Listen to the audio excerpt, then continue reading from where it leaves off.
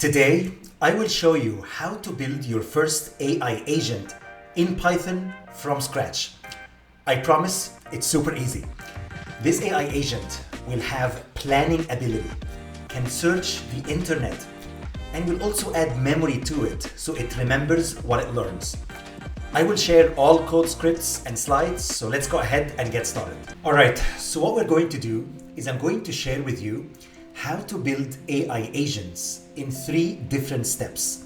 First, we will start by building an AI agent, just a super simple one with no memory and no access to tools. And that will be our first Jupyter Notebook. And then in the second Jupyter Notebook, think of it as we're gonna grab that AI agent and then add memory to it so it can remember our previous conversations. And then in Jupyter Notebook 3, we will learn how to add tools to that AI agent so it will be able to go and search the web for us and come back with results. And of course, we're gonna add memory here as well in this third Jupyter Notebook. So let's start with our first one. And please note that here I've embedded all the slides and code scripts available inside those notebooks. So you're probably wondering, what do you even mean by an AI agent? Well, AI agents are systems that are powered by large language models or LLMs, like GPT-5, for example. And the idea is that you can give it a goal and the AI agent is going to come up with its own tasks and it's gonna leverage tools so it can go search the web, for example, and then come back, reasons, it goes back and forth, and it basically does whatever it takes to achieve a certain goal. For example, let's assume here that I have an AI agent. This AI agent is powered by an LLM here, which could be GPT-5, could be even be our open source Llama model, for example. The idea is that you can give that AI agent a task. You can say, for example, I want you to book a flight from Toronto to New York City next week. The AI agent has planning capabilities, it has memory as well, and it can leverage tools so it can search the web. And then basically what you get at the end is you get, well, a ticket, for example, sent to your email. So this is the project overview. So first, we will start by building our first AI agent, and that's going to be, think of it as a simple LLM, essentially. So it doesn't have memory, so it doesn't remember anything that happened in the past, and it doesn't have access to tools as well. So what you do is you give the agent, well, the Great Wall of China is visible from space, for example, and the LLM is all it does, it is going to basically mention if that statement is false or true, okay? And the idea is, I just want to show you how to use what we call it OpenAI Agents SDK, how to configure an AI agent first. And we're gonna start very simple, and then we're gonna make it slightly bigger and add memory to it and add tools and so on. So let's go ahead and walk you through the code. So what we're gonna do first is we're going to set up our environment. So you need to set up your OpenAI API key and store that key in the environment file. You will need to basically get a key here using this link, okay? So here, what I'm doing, of course, if you press Shift and Enter on your keyboard, that is going to run or execute the cells here for you. So what I'm gonna do first is I'm going to install the OpenAI agents here from OpenAI. Basically, OpenAI made it super easy for you to build these powerful artificial intelligence agents. So here, I'm going to press Shift and Enter as well. What I'm doing here is I'm configuring our OpenAI API. So again, if you press Shift and Enter, that is going to run or execute this cell for you. And here, I've just configured our OpenAI client. And task number 3, we will learn how to build our first AI agent and also run it as well. So the idea here is that you give that AI agent clear instructions in plain English. So for example, you're gonna say you are a fact checker who verifies the accuracy of statements. Instructions, when given a statement, I want you to analyze the accuracy of that statement. You receive a statement that requires fast checking. This is the input to the agent. And then the response is gonna be either true or false. Really simple. This is, I would say, kind of the core building block of an agent using OpenAI Agents SDK. Really, all you need to do is to say agent, you give a name to that agent, you give it as well clear instructions, you specify what kind of model, you can say GPT 4.1, or maybe you can call GPT 5, for example, and you press Shift and Enter, and congratulations, you have built your first AI agent. Of course, this is too simple, but that's pretty much the idea. And once you build that agent, now I would like to run it. I would like to go ahead and execute it. So let me show you. So what we do is we import what we call a runner class. So we're going to say from agents, import runner. And I'm going to provide the statement here that I'm asking the agent to verify. And really all you need to do is say await runner.run. You specify the agent that you would like to run, and you specify the statement as well, which is going to be the input to that AI agent. And here we go, you press Shift and Enter. And basically what's happening right now is I'm essentially calling the OpenAI API, and I'm getting the agent response. And here's gonna tell you, well, that's false. The Great Wall of China is actually not visible from space. And I was actually surprised by this fact as well. And that's the idea of building a simple agent. And please note that this agent doesn't have a memory. So let's maybe do a quick sanity check and see if the agent remembers any of our conversations. By the way, if we haven't met yet, I'm Dr. Ryan Ahmed. I'm a professor and best-selling online instructor. I've taught over 500,000 students worldwide. And if you like this video, please check out the world's most comprehensive agentic AI bootcamp covering all about AI agents. I cover every cutting-edge agentic framework available on the planet, including N8N, O2Gen, CrewAI, LangGraph, and OpenAI Agents SDK. Check it out on Udemy today. I've included a discount link available for you below, but it's only available for a few days. So let's go ahead and get back to the video. Well, if I ask it, what did we discuss in the last message, and you run it again, what you get is, well, the agent's gonna tell you, your request for me was like to fast check statements. It doesn't even remember that we're talking about the Great Wall of China, for example. And that's the idea here, that this agent, we haven't equipped it with memory yet, so it doesn't remember anything, basically. And if you'd like to go ahead and track what is happening on the OpenAI API and kind of keep track of the logs, you can go ahead and click on that link, and that is going to open the OpenAI platform. And basically what you see is you'll be able to see every single agent that has been invoked. And also you will see how many tokens, for example, that has been utilized, and if there are any tools as well that has been used too. And this is kind of a screenshot of what you see when you open the traces in OpenAI. Okay, so this is our first quick Jupyter Notebook. The second Jupyter Notebook is, well, why don't we go ahead and equip that agent with memory?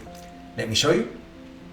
So what I'm going to do here is I'm going to first ask the AI agent, what is the market share of Tesla in the US EV market? And then I'm going to add memory to that agent. So the agent first is going to reply by saying, Tesla holds around 60 to 70% of the US electric vehicle market. And then I'm going to ask it a follow-up question. I'm going to ask it Q2 or question number 2, how does that compare to last year? And because now the agent has memory, now it's going to remember that we're talking about Tesla, and you should get Tesla's US EV market share has remained stable. And this is the idea of equipping AI agents with memory. Let me show you how can we do this. First, I'm going to set up, of course, OpenAI API. I'm going to here specify the instructions to the agent. I'm going to say you are a market research assistant.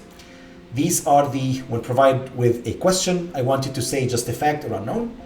And exactly the same code as before. I'm going to say agent, I'm going to give it a name, I'm going to specify the instructions, and also specify the model as well. Shift and Enter.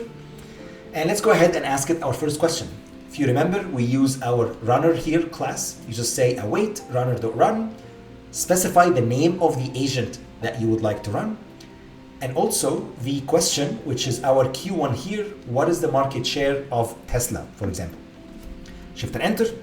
And now we are talking to the OpenAI API behind the scenes, and you get Tesla holds 70 to 75% of the US EV market share. Okay, so what I'm going to do next is, well, I'm going to ask it another question, Q2, which is how does that compare to last year? Well, it's going to tell you I don't know, because, well, we didn't add any memory to it. Okay, so this is pretty much consistent with what we have done before. Let's go ahead and actually add memory to it.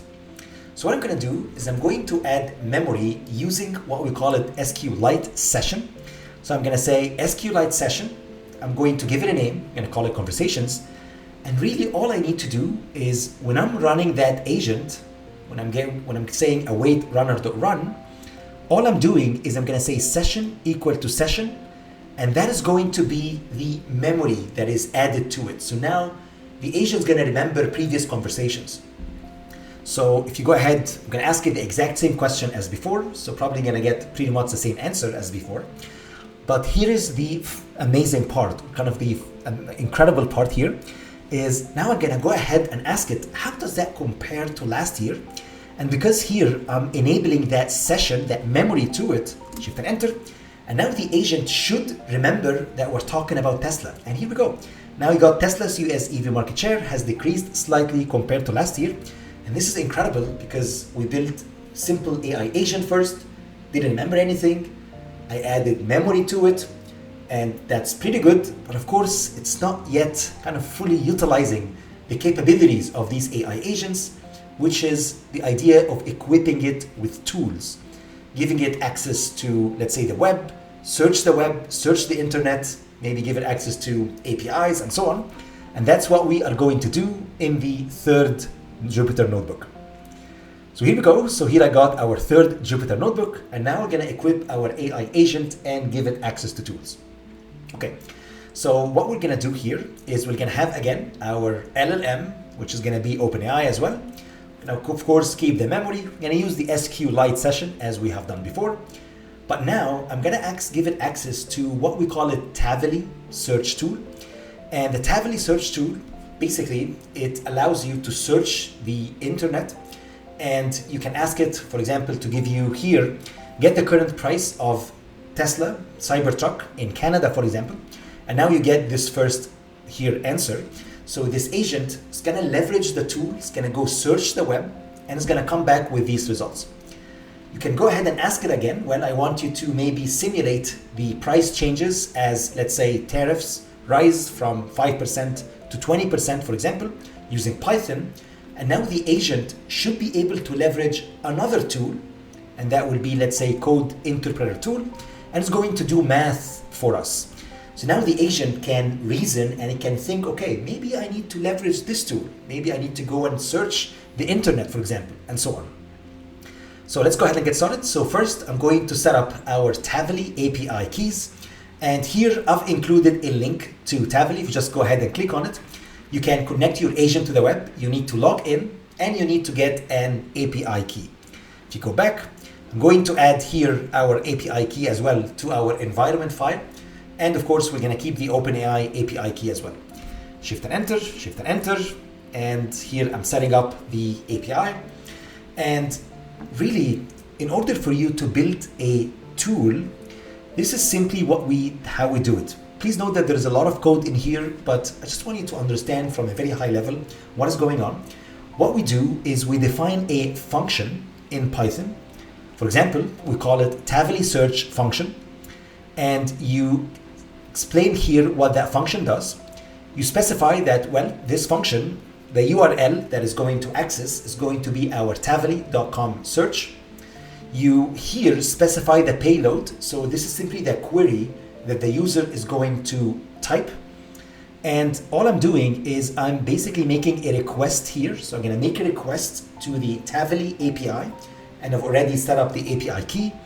And I'm going to get the feedback here or the results. And that's pretty much it. So if you are familiar with Python, you're probably wondering, okay, like this looks like a Python function. Well, it is. So it is a Python function.